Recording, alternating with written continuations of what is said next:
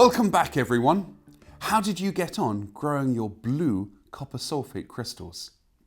Well, I've had quite an exciting week watching these crystals grow. My crystals have got to about 2 to 3 centimeters in size. And if you remember, I actually grew 2 types of crystals. I used a seed crystal that consisted of just one crystal shape, and then another type that had lots of little different crystals as a cluster. And this is one of the clusters. And as you can see, the crystals have grown in lots of different angles, forming this really complicated structure. Those single crystals grew a bit like this, like a diamond shape. They're really pretty and beautiful. Do remember, copper sulfate is harmful if ingested, so be very careful if you're handling your crystals, and make sure you wash your hands very carefully before eating anything. Well, I actually ran this experiment a few more times and grew all of these crystals here. And it's amazing to see the different shapes and sizes of each crystal cluster that grew. I also should mention one other thing. I actually had a strange result when I put the crystals dangling in my copper sulfate solution. Some of them just dissolved and disappeared completely. I'm not entirely sure why this happened. I think this might be because the solution of copper sulfate was simply too weak, so the crystals just dissolved and disappeared. If this happens, I found out quite a good solution to force your crystals to grow.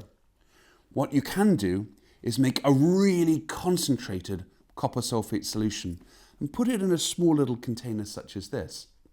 If you put your seed crystal into this container and then put this in a warm place where the solution evaporates, it forces the crystals to grow.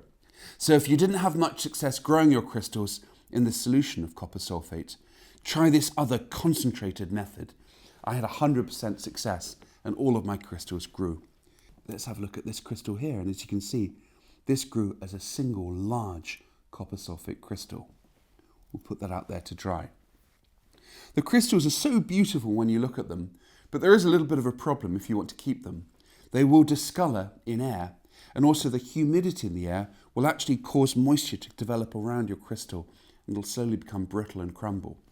But a good way to protect your crystals is to paint them with a coating of clear nail polish. I'm going to do that here so I can keep my beautiful crystals for the future. All you have to do is very carefully just coat each crystal. Coat each crystal with a nice covering of clear nail varnish. Try and keep this as thinner coating as you can so they keep that beautiful shape. And make sure you get every single side of your crystal. And once it's fully covered, it's safe to handle. And also, it should keep for many years.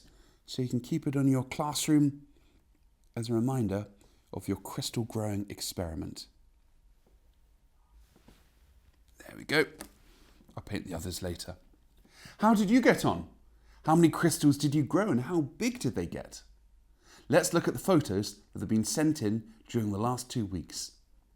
Thank you for taking part, and I hope you enjoyed growing your beautiful blue copper sulfate crystals.